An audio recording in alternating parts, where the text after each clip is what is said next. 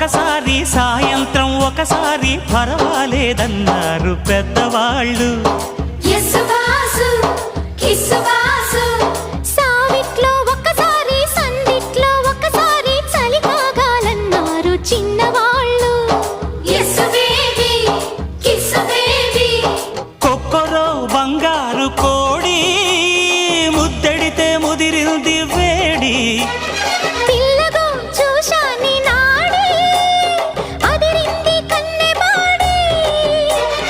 గుట్టుగా దోపిడి చెయ్యనా గుమ్మడి తాళలేను తీపి రాపిడి.